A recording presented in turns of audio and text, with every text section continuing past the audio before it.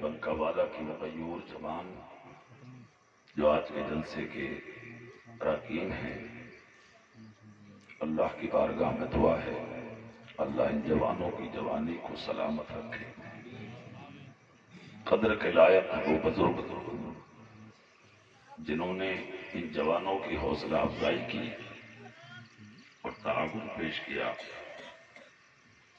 اللہ ان بزرگوں کا سایہ ان بچوں کے سروں پہ تعلیم قائم رکھے۔ آمین۔ بہت دعاؤں کے لائق ہیں وہ لوگ جو رات کے اس حصے میں بیٹھ کر اپنے نبی کا جلسہ سماعت کر رہے ہیں۔ ایک بات ہمیشہ یاد رکھیے، ان محفلوں میں آدمی خود نہیں آتا، اللہ جسے چاہتا ہے اسے اپنے محبوب کی محفل میں بلا لیتا ہے۔ ایک بات تو ہے یہ۔ دوسری بات، دنیا کا کوئی بھی آدمی لے لیں آپ، ہر آدمی چاہتا ہے کہ میں بڑا ہو جاؤں، میں اونچا ہو جاؤں، میں مکرم ہو جاؤں، میں عزت دار ہو جاؤں، لوگ مجھے قدر کی نظر سے دیکھیں، لوگ مجھے عزت کی نظر سے دیکھیں۔ کوئی آدمی نہیں چاہتا کہ لوگ مجھے ذلیل سمجھیں، ہر آدمی چاہتا ہے کہ میں اونچا ہو جاؤں۔ بہت اچھی بات کہی ہے ایک زبردست عالم دین اور ایک اللہ کے ولی نے، زبردست عالم بھی ہیں اور زبردست ولی بھی ہیں، جن کی دو کتابیں درجہ عالمیت میں شامل ہیں، گلستہ اور بوستہ۔ بوستہ کے اندر حضرت شیخ سعدی رحمۃ اللہ تعالی علیہ فرماتے ہیں اگر آپ چاہتے ہیں کہ ہم بڑے ہو جائیں تو ایک کام کریں، اور وہ کام یہ ہے کہ بڑوں کا ذکر کرنا شروع کر دو۔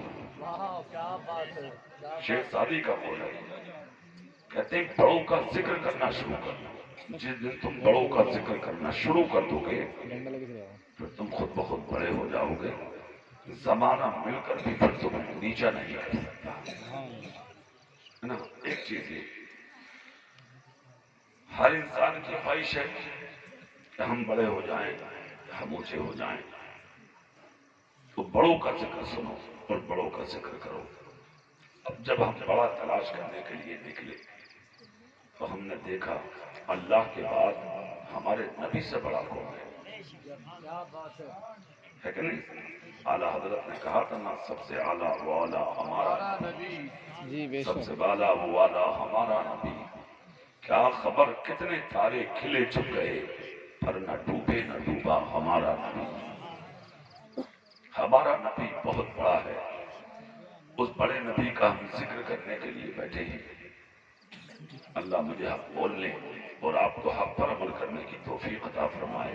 بارگاہ نبوت و رسالت میں کچھ کہنے اور سننے سے پہلے درود شریف کے ہدیے پیش کریں۔ پڑھیے اللہم صلی علی سیدنا و شفیعنا و حبیبنا و مولانا محمد طب القلوب و دوائها وعافیت الابدان و شفائها و نور الابصار و ضیائها و آلہ و اصحابہ دائما ابدا۔ میں نے ابھی بیٹھے سنا کہ مجمع بہت کم ہے، نہیں،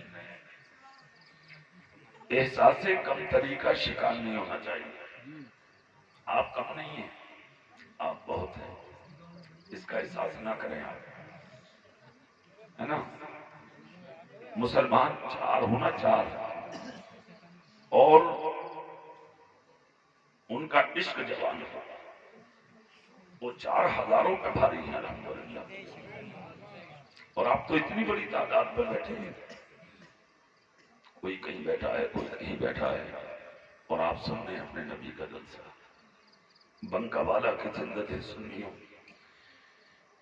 آج یہی محفلیں ہمیں بچائے ہوئے ہیں۔ مسجدوں کی دیواروں سے لگ کے تم بچے ہوئے ہو، مدرسوں میں بیٹھ کر تم بچے ہوئے ہو، خانقاہوں کی چادروں سے تم بچے ہوئے ہو، علماء کے دامن سے وابستہ ہو کر تم بچے ہوئے ہو، ورنہ آپ دنیا جیسے تمہارا پیچھا کر رہی ہے نا، تم کبھی کے مٹ گئے ہو، تمہیں کسی نے بچا رکھا ہے۔ ایسی کیسی مشکلوں سے دو چار ہیں آج ہم، कैसी कैसी परेशानियां पीछा कर रही हैं आज हमारे और आपके, कैसे कैसे रंज हम आज अपने फाड़ फाड़ के हमें देखते हैं। आप देखें नजर डालकर कैसी मुश्किलों से दो चार हैं और अभी 6 महीना पहले एक मौली बीमारी, कोरोना जैसी बीमारी ने पूरी दुनिया को घेर रखा था। जिस बीमारी ने दुनिया को निढाल कर दिया, बनारस और इलाहाबाद के इलाके में जो गंगा और जमुना नदी बहती है, उस गंगा और जमुना नदी का हाल ये था कि लोगों ने अपने माथे की आंखों से हजारों जनाजों को बहते हुए देखा। जिसके पानी को आज तक वो महान समझती थी, आज उस पानी में हाथ डालने तैयार नहीं, हाथ धोने तैयार नहीं, उस पानी से अपने आप को नहलाने तैयार नहीं। हजारों जनाजे लोगों ने पड़े देखे। इलाके के पोस्टमार्टम ऑफिस में देखा, सैकड़ों लाशें पड़ी हैं, मचली में सैकड़ों जनाजे पड़े हैं। पुलिस ने किरोसिन छिड़क के आग लगा दी। बाप बेटे के करीब नहीं, बेटा बाप के करीब नहीं, भाई भाई के करीब नहीं, पड़ोसी पड़ोसी के करीब नहीं, रिश्तेदार के करीब नहीं। अजीब हाल, अजीब बीमारी इस दुनिया के अंदर फैली और उन बीमारियों को तुमने और हमने आज अपने माथे की आंखों से देखा। आपने देखा नहीं, इस हालात से गुजरे हैं हम, मगर मुसलमान उस वक्त इमामों से लड़ने तैयार थे। तुम इमाम साहब दरवाजा खोलो, इमाम साहब दरवाजा खोलो, इमाम साहब दरवाजा खोलो, हम नमाज पढ़ेंगे। इमाम कुंडी लगाते लगाते परेशान, दरवाजा बंद करते करते परेशान, दीवारें कूद कूद कर तुम मस्जिद में आने तैयार थे, मगर आज मस्जिदें तुम्हारा इंतजार करती हैं, तुम आने तैयार नहीं। मदरसे तुम्हारा इंतजार करते हैं, तुम जाने तैयार नहीं। खानकाहें तुम्हारा इंतजार करती हैं, तुम जाने तैयार नहीं। आज उल्मा की बारगाहें तुम्हारा इंतजार करती हैं, मगर तुम जाने तैयार नहीं। अजीब रंगत का नाम है मुसलमान। तुम्हें फुर्सत ही नहीं है अपनी जिंदगी से, अजब रंगत में आप पड़ गए। अभी यहाँ टीवी या VCR या रंडियों का इंतजाम होता तो तुम बूढ़े बुजुर्गों को हटा के आगे बैठ जाते, है कि नहीं? हुआ हो जाए थोड़ी देर, शोर मचाओगे, मगर यहाँ नबी की महफिल है, देख रहे हैं कोई उधर बैठा कोई उधर बैठा। खबर क्या है? बोले साहब शामी आना नहीं। अजीब बात, तुम 1 घंटा नबी के जलसे में नहीं बैठ सकते, तुम 1 घंटा नबी की महफिल में आके सर्दी में नहीं बैठ सकते। तुम्हारे नबी ने अपनी पूरी जिंदगी तुम्हारी खातिर गुजारी। जोर से बोलिए, पूरी जिंदगी तुम्हारी खातिर। आप थोड़ी देर आकर यहां नहीं बैठ सकते, कोई उधर बैठा है कोई उधर बैठा है कोई उधर बैठा। आपने जलसे को अजीब रंग में डाल दिया। कमेटी वालों ने कितनी मेहनत की होगी जलसा सजाने में, हाथ में प्याले लेके भीख मांगी, तुम्हारे दरवाजों तक गए, तुम्हारे घरों तक गए, है ना? इधर उधर जाके लोगों ने चंदे किए, तब कहीं जाके जलसे अमल में आते, है ना? हजार बातें सुनते हैं जलसा कराने वाले, खा गए, बिरयानी मार दी, चंदा मार दिया, पैसा बचा लिया, इस तरीके की बातें। अब कहीं जाकर जलसा होता। अब जलसे का दिन आया तो 4 उधर 20 उधर 5 उधर, अजीब रंग। थोड़ी देर के लिए आप जलसे में आकर बैठे, जो जहां है इस महफिल में आइए और आकर अपने जलसे को कामयाब बनाइए। पूरी दुनिया आप नजर उठा के आज आपको देख रही है और आपकी नजरें पता नहीं किस पे टिकी है, बिल्कुल सच है, बिल्कुल सच है। पता नहीं किस पे टिकी है, समझ में नहीं आ रही है आपकी बात। आप किसको देखना चाहते हैं, क्या करना चाहते हैं, जिंदगी में क्या साबित करना चाहते हैं? आप जलसे का तमाशा बना दिया। हुआ और शोर शराबे खत्म करो जलसों में, जलसे ढंग से सुनो, ढंग से करो।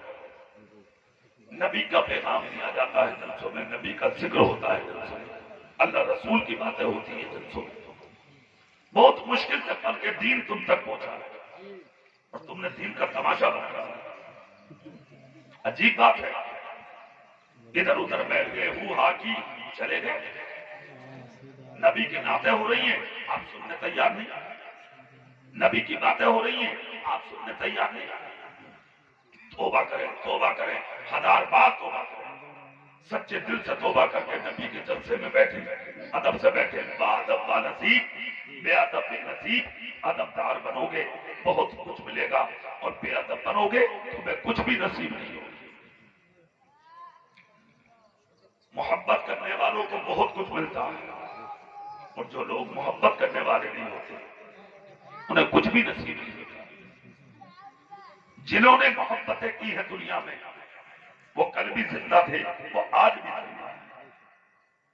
اور اللہ نے انہیں اتنا اونچا کر دیا، اتنا اونچا کر دیا کہ آج ہی جمعہ گزرا ہے. تم جمعے کی نماز پڑھ لیں، جب 8 دن میں 1 مرتبہ مسجد میں داخل ہوتے ہو نا، ہے نا، تو جب تک ان لوگوں کے نام کے تم خطبے نہیں سن لو، جب تک اللہ تمہیں سجدہ کرنے کی بھی اجازت نہیں دے. بیٹھ جاؤ پہلے ادب سے، میرے محبوبین کا نام سنو، ان کا تذکرہ سنو، ان کے نام کے خطبے سنو، پھر عبادت کرو. عشق والوں کو سب کچھ ملتا ہے، محبت کرنے والوں کو سب کچھ ملتا ہے، مگر جو محبت نہیں کرتے انہیں کچھ بھی نہیں ملتا. سیدنا ابو بکر صدیق نے محبت کی تھی نبی سے. زور سے بولو، محبت کی تھی نبی سے. ایسی محبت جانتے ہیں آپ کہ ایک مرتبہ حرم میں بیٹھے تھے مکے کے، نبی کا چہرہ جب سامنے آیا تو ابو بکر صدیق رونے لگے. اتنے آنسو نکلے کہ داڑھی تر ہو گئی. اللہ کے رسول نے دیکھا، دیکھ کر کہا ابو بکر کیوں رو رہے ہیں؟ عرض کرتے ہیں میری جان میرے نبی کے قدموں پر قربان، آقا مجھے رونا اس لیے آ رہا ہے کہ جب تک آپ کا چہرہ میری نظر کے سامنے رہتا ہے مجھے سکون ہوتا ہے، اور جب آپ کا چہرہ میری نظر کے سامنے نہیں ہوتا آقا میرے دل کو چین نہیں ملتا.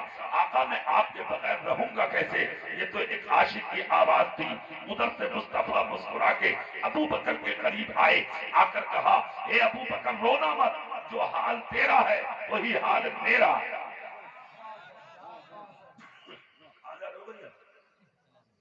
جی اچھا، ساتھ خیریت سے آ رہی ہو. ویسے جو چلا گیا آج تک تو آیا نا جی، یا تمہارے گاؤں میں آ جانا. چلو صاحب اللہ خیر فرمائے. کہا میرے خلیل ابو بکر سن، جو حال تیرا ہے وہی حال میرا ہے. عرض کرتے ہیں آقا مطلب؟ کہا اگر دل میرے بغیر تیرا نہیں لگتا تو تیرے بغیر دل میرا بھی نہیں لگتا. زور سے بولو، زور سے. کہا میرے نبی نے ابو بکر رہا اس چیز کا سوال کہ تم میرے بغیر نہیں رہ پاتے تو رہتے تمہارے بغیر ہم بھی نہیں ہیں. جب تک ہم مکے میں ہیں تم ہمارے ساتھ رہو گے، مدینے کے مکے سے باہر جائیں گے تم ہمارے ساتھ رہو گے، سفر میں ہوں گے تب ہمارے ساتھ رہو گے. ارے میرے ابو بکر ایک رات ایسی آئے گی سارا مکہ میرا پیچھا کرتا ہوگا، صرف تو ساتھ ہوگا، تیسرا کوئی بھی نہیں ہوگا، وہ وقت رات کا ہوگا. ابو بکر صدیق سے جب نبی نے یہ جملے بولے میرے نبی کے خلیل نے ان جملوں کو سینے پر کندھا کر لیا. اس کو کہتے ہیں عاشق، اس کو کہتے ہیں دیوانہ، اس کو کہتے ہیں غلام.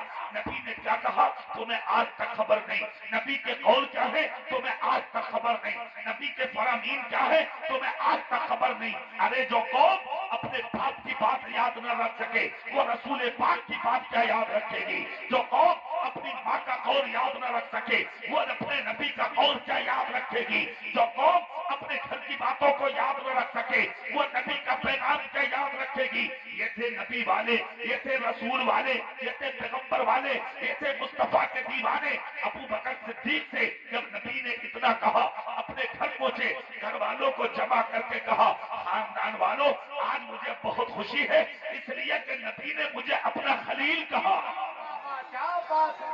ارے زور سے بولو، آج مجھے خوشی ہے میرے رسول نے مجھے اپنا خلیل کہا ہے. گھر میں خوشی، خاندان میں خوشی، ابو بکر کے دل میں خوشی. خدا کی قسم وہ دن بھی آ گیا جب مکے کی دھرتی پر ابو جہل نے اپنے بہت سے دوستوں کو دارالندوہ میں بلایا. تعداد 40,000 تھی. 40,000 اسلام کے باغی، نبی کے دشمن دارالندوہ میں جمع تھے. ابو جہل نے کھڑے ہو کر کہا کہ بھئی تمہیں معلوم ہے کہ ایک آدمی کی وجہ سے اسلام کہاں سے کہاں پہنچ گیا؟ کہا ہاں. بولے کون ہے؟ کہا اس کا نام محمد ہے صلی اللہ علیہ وسلم. کہا کیا کرے؟ کہا بس اس کا قتل کر دو. جب تک اس کا قتل ہوگا نہیں اسلام آگے بڑھنے سے رکے گا نہیں. 40,000 کا مجمع تھا. جہاں آج مکے کا حرم بنا ہوا ہے اسی جگہ 40,000 لوگ بیٹھے تھے. ایک کھڑا ہو کر کہنے لگا بھائی ایک مشورہ ہے ہمارا، مانو گے؟ کہا کیا؟ کہا ہم نے ان کے عاشق دیکھے. عاشق سب کے ہوتے ہیں مگر جیسے محمد کے ہیں ایسے کسی کے نہیں. ارے زور سے بولیے. میں اور آپ بھی عاشق ہیں مگر وہ بھی عاشق جس کے تعلق سے اس نے کہا کیسے؟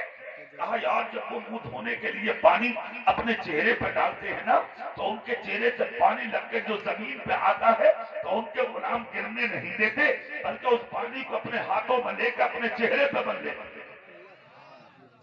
کہا پھر کہا ایسے عاشق ہیں ان کے.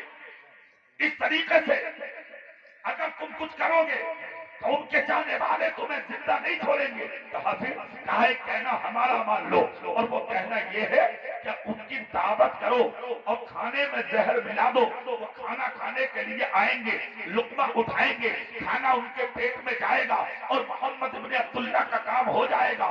کہا وہ کیوں؟ کہا کہ ہم نے دیکھا ہے ایسا اخلاق کسی کا نہیں جیسا اخلاق عبداللہ کے بیٹے محمد کا ہے. خدا کی قسم سچ وہی ہوتا ہے جو سر پہ چڑھ کے بولے. اتنا جب کہا تو ابو جہل کھڑے ہو کے بولا نیچے بیٹھ. کہا کیوں؟ کہا نادان وہ دن آج بھی یاد ہے مجھے بھولا نہیں ہوں. ایک شخص آستین میں خنجر چھپا کے گیا تھا اور انہوں نے آستین کا چھپا ہوا خنجر دیکھ لیا تھا. تو جو عبداللہ کا بیٹا آستین کا چھپا خنجر دیکھ لے تو کیا وہ کھانے کا زہر نہیں دیکھ سکتا؟ کہا بالکل دیکھ سکتا. تو کہا تو پھر بیٹھ، کوئی اور ہو تو اٹھے.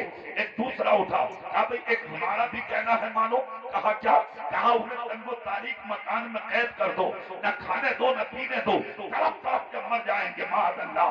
اتنا جب کہا ابو جہل بولا ایک تو بھی بیٹھ. کہا کیسے؟ کہا وہ دن بھولا نہیں ہوں آج بھی یاد ہے کہ زمین مکے کی تھی، قدم عبداللہ کے بیٹے کا تھا. انہوں نے مکے کی زمین پر قدم رکھ کے انگلی اٹھائی تھی تو آسمان پر چمکنے والا چاند تو ٹکڑا کر دیا تھا.